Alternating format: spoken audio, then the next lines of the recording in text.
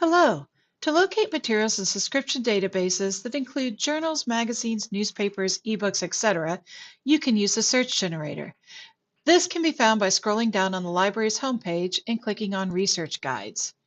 Any school or department research guide in all capital letters, for example, communication research or public relations research, has the search generator located at the bottom of the page. The search generator can help with Boolean searching. Break your search topic into main concepts. For example, if I am searching for the uses of artificial intelligence in the classroom, I would type as my main concept artificial intelligence. If you have synonyms for that concept, I can type them below. The more synonyms you can think of, the more resources you're going to retrieve. So, an acronym for artificial intelligence is AI. I could also be more specific with the form of generative AI that I might want to use in the classroom, like ChatGPT, or I might think of another synonym like AI chatbot or digital virtual assistant. If you can't think of more than one concept, you can just move on. Since I want AI used within the classroom, I can type the second concept in the next column of boxes.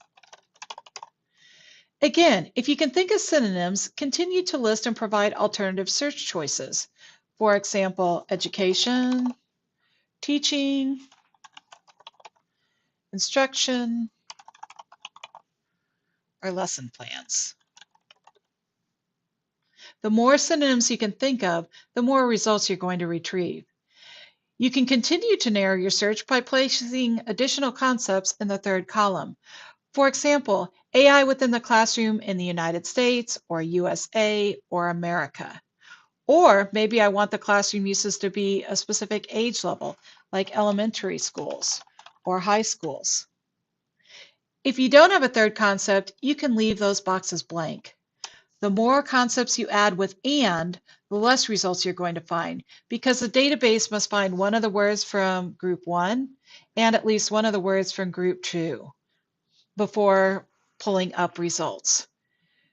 When you're finished, you can click the Create a Search Statement box.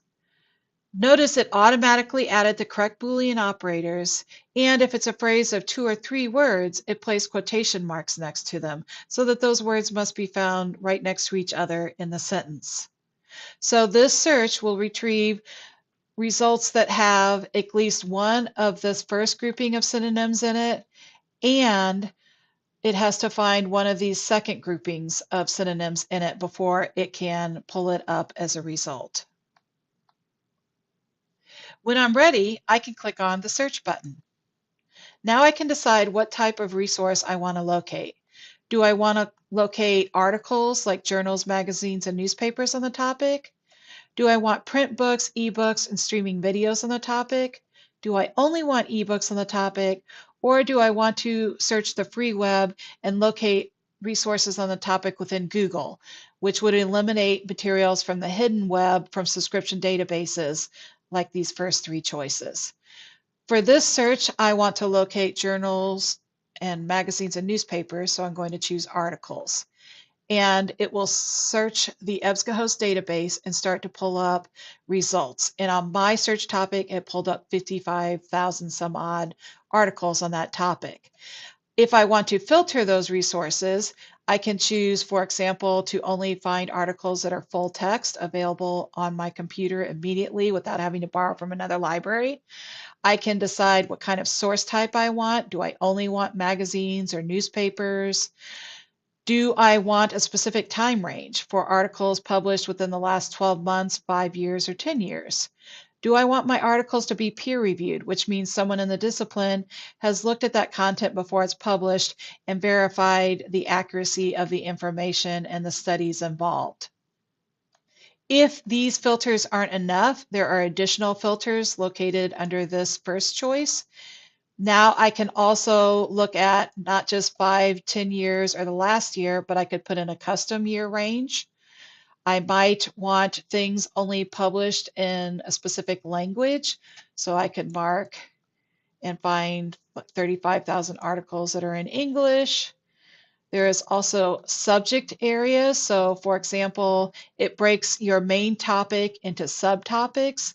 So for example, if I want artificial intelligence in the classroom only in terms of online education, I'd find 322 articles on that specific subtopic.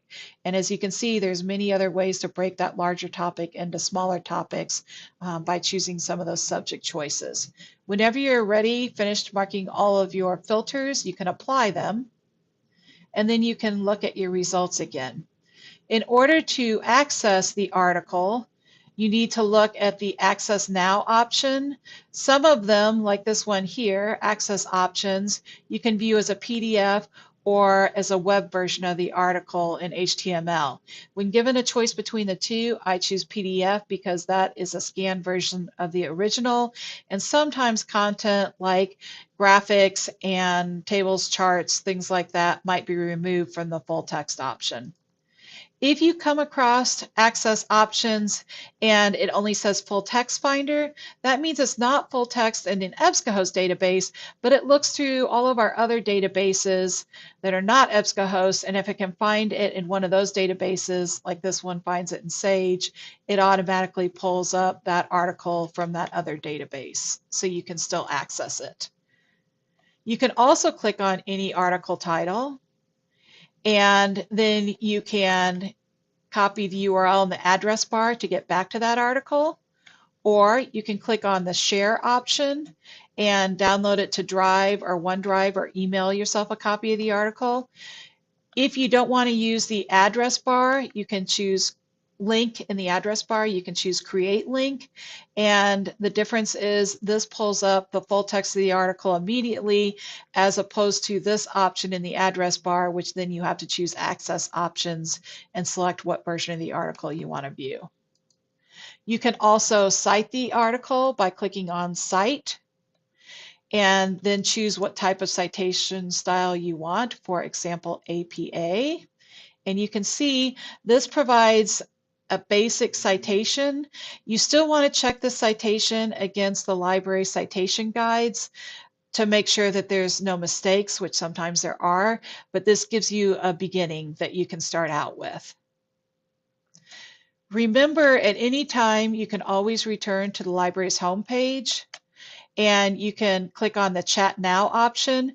This pulls up a chat window, and you can ask additional questions, how to use the citation guide, how to cite a source, how to locate more resources, how to use the search generator, any type of question you want, and we can look for information and help you locate better resources for your papers and presentations and projects. Just let us know how we can help. Thank you.